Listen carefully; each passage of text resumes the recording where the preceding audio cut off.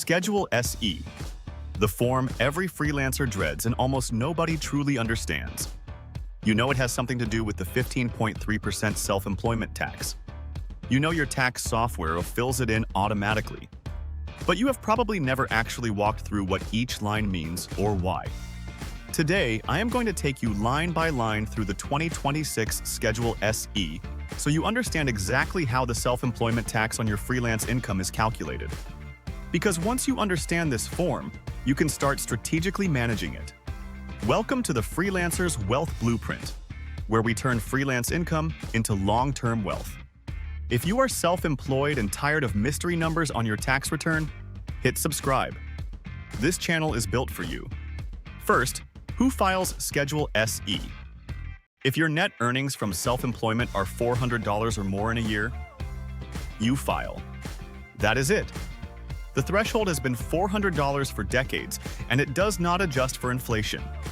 Even if you owe zero income tax, you can still owe self-employment tax. The form has two parts. Part 1 is the standard calculation that nearly everyone uses. Part 2 contains optional methods primarily for farmers and very low-income filers. We are focused on Part 1 because that is what 99% of freelancers fill out. The first thing you need before opening Schedule SE is your net profit from Schedule C, line 31. This is your gross revenue minus all your business deductions. If you have multiple businesses, you may have multiple Schedule C forms, and you combine them. If you are a partner in a partnership or a member of a multi-member LLC, your SE income comes from Schedule K1, line 14, Code A. Line 1A of Schedule SE is for farm earnings, which most freelancers leave blank. Line 1B is for conservation reserve payments, also typically zero. Line 2 is the big one for most of us, net profit from self-employment that is not farm income. This is where your Schedule C line 31 number lands. So, if your Schedule C net profit was $60,000, $60,000 goes on line 2. Line 3 sums. Lines 1A, 1B, and 2. So for most freelancers, line 3 equals line 2, 60,000. Now line 4, A. This is where the magic happens. You multiply line 3 by 0.9235. That is the famous 92.35% multiplier. Why 92.35%? Here is the logic. Regular W-2 employees pay 7.65% of their salary in payroll tax, and their employer pays another 7.65% that the employee never sees on their paycheck.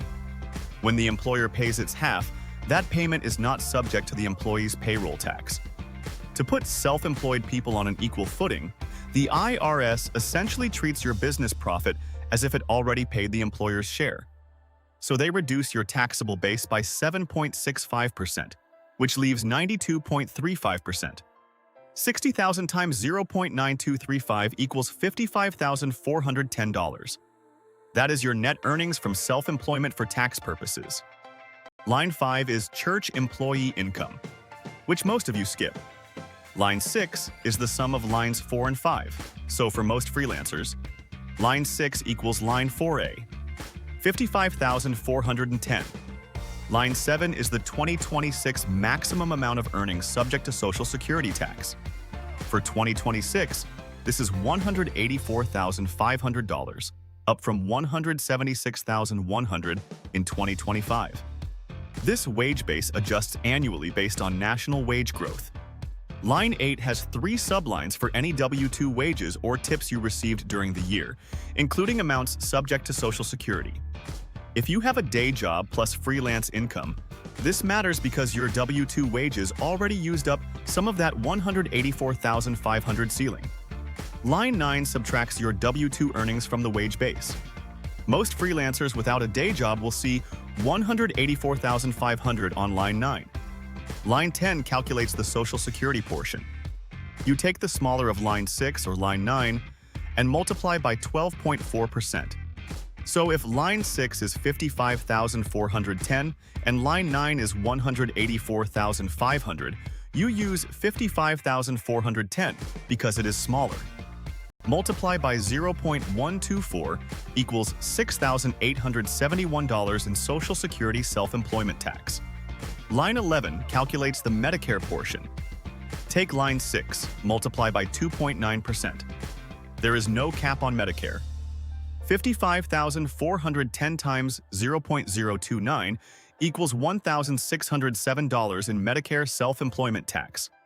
Line 12 adds. Lines 10 and 11. 6,871 plus 1,607 equals $8,478. That is your total self-employment tax. This number flows to your Form 1040, Schedule 2, Line 4. Line 13 is the freelancer-friendly line. You take line 12 and multiply by 50%. 8,478 times 0.5 equals $4,239. That number flows to Schedule 1, Line 15, as an above-the-line deduction. It directly reduces your adjusted gross income, which then reduces your income tax. This is the IRS essentially refunding you for paying the employer equivalent portion of payroll tax. Now, one more form to know. If your self-employment net earnings exceed $200,000 as a single filer or $250,000 married filing jointly, you owe an additional 0.9% Medicare tax on the excess. That is calculated on Form 8959 and added to your tax bill, but it is not part of Schedule SE itself. Here are the 3 most common Schedule SE mistakes I see freelancers make. 1. Forgetting to claim the 50% deduction on Schedule 1. This is automatic in tax software, but if you are doing it manually or your preparer misses it, you are leaving thousands on the table. 2. Not understanding that Schedule SE is in addition to income tax, not instead of it. Some freelancers think the 15.3% is their total federal tax. It is not. You still owe regular federal income tax on top. 3. Ignoring quarterly estimated payments. If you expect to owe $1,000 or more in tax liability, including self-employment tax, you must make quarterly payments using Form 1040-ES. Skip them, and you pay underpayment penalties. Schedule SE is not glamorous. It is not strategic. But understanding it line by line is the foundation for every other tax move you will make as a freelancer. Now you actually know what is happening behind the scenes. If this helped, hit subscribe and check out my video on quarterly estimated payments. I will see you in the next one. This content is for educational purposes only and does not constitute tax advice. Consult a qualified tax professional for guidance specific to your situation.